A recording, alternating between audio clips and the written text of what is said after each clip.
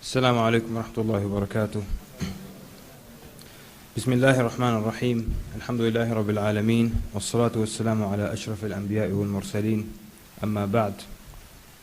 All praise is due to Allah who created man from clay, the master and owner of Judgment Day. Allah who knows what we conceal and knows what we reveal, and what leaves may fall and what the animals feel. And upon His Messenger we ask His salah and His praise, and we ask to remain steadfast until the end of our days. Amma ba'd, we're supposed to speak about the forbidden love, and I don't know why I was given this lecture, and in retrospect I now regret it. But when we say the forbidden love, obviously we're talking about the forbidden type, but which one is the one that is forbidden? And definitely you know the answer. It would be a love relationship that is outside of marriage. And the reason being is that Islam came to protect your chastity. It came to protect the lineage of people. And it came also to prevent zina, which are illicit sexual relations between a man and a woman. And the ill effects of a sexually loose society are many. And if you ever study what are the effects of having a society that's sexually loose, you'll find so many things directly and indirectly related to the society being loose in that sense. From crime, it can be related to zina, con men in the society, serial killers. If you study the life of serial killers, you'll find most of them were children of zina, who their mothers were young and they didn't bond with them. Ted Bundy, a famous example, and others. You can also link homosexuality to having a sexually loose society. And more zina is linked to zina.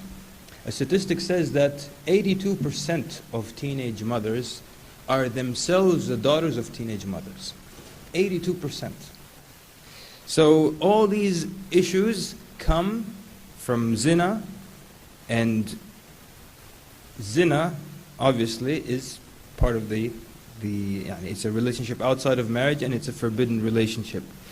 So then the question is Islam against love? Because many people don't hear many lectures about love in Islam or romance in Islam, and they don't hear much about love in Islam.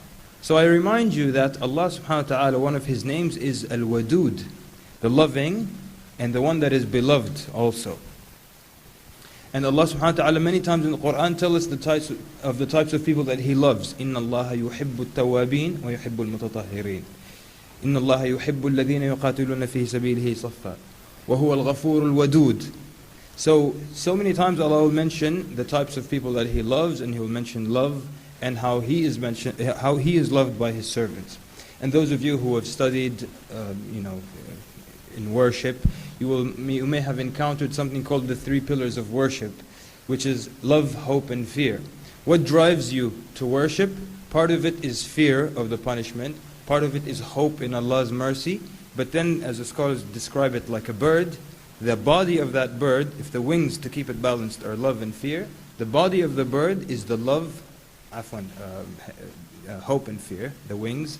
The body of the bird is the love that drives you forward. So loving Allah Azza wa Jal and worshipping Him out of love is part of it as well. So there is a lot of love in Islam, whether or not you have sat at a lecture where it was just about love. The Prophet ﷺ was a very loving person and also very romantic. A lot of people think that to be religious you have to be dry and emotionally distant and just frowning, and that's the mark of a good religious person. You see a good religious brother who's like this. Assalamu alaikum, alhamdulillah, Allah barak fi. This is a good, serious, mashallah, good religious brother. But no. And there's nothing shameful about love. Contemplate the hadith of Amr ibn al-As when he came to ask the Prophet ﷺ, which of the people is most beloved to you? Now if I ask you this question, which of the people is most beloved to you? And I'm talking outside your family, what will you say? Oh, Sheikh so-and-so. Who will just immediately run and say, my wife? But the Prophet ﷺ, when Amr ibn al-As asked him, who is the most beloved to you of people? Immediately he says, Aisha. So Amr ibn al-As had to clarify, well, I was talking about men, not women. So the Prophet ﷺ is not ashamed to say that he loves his wife in public. And the Prophet ﷺ had excellent love for Khadija radiallahu anha that remained even after her death, even years after her death.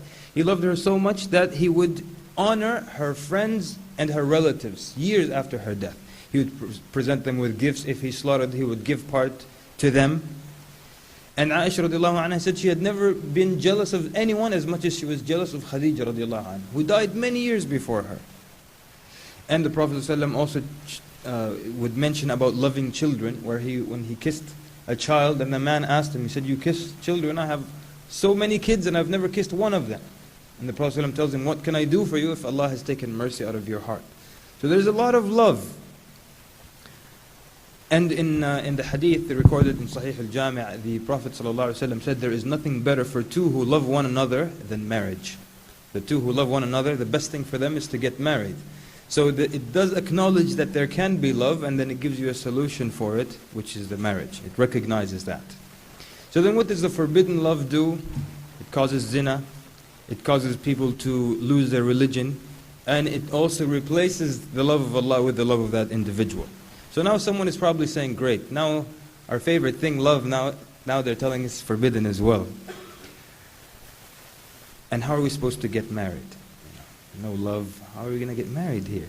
So let me ask you a question. Which do you think of these two groups I'm about to mention, which is the more successful type of marriage? The type of marriage where people fell in love before getting married, or the type of love where people fell in love after marriage? Who thinks the more successful one is, well, don't be shy, yani. If you fell in love before marriage, this is a more successful marriage. Okay, so we have 3 brothers and just 1 sister on this side. Okay, 4 brothers now. And 50 who are like, okay, so, and who thinks that? Obviously the rest, I will assume, they think that the other type, where the love happens after marriage, is the more successful, and you are correct. So contrary to what we think, you fall in love first, chocolates, flowers, roses, then you get married, nice happy life. But statistics will tell you that those who fell in love after marriage, that's the more successful type of wedding. So let me ask you one more. Do you think which is the type of marriage that's more successful? The one where you find your own spouse, or the one where your best friend's wife hooks you up with some other sister, or your mother or your sister hooks you up with someone? Who says the first type, where you find your own spouse? Put your hand up. Okay. And this is the second. And who has no clue what we're talking about? Okay. And the truth is, the second type, where someone hooks you up with someone, where there's a hookup. They tell you this person, that person, and then this is the more successful type of marriage. So it goes contrary to what we usually think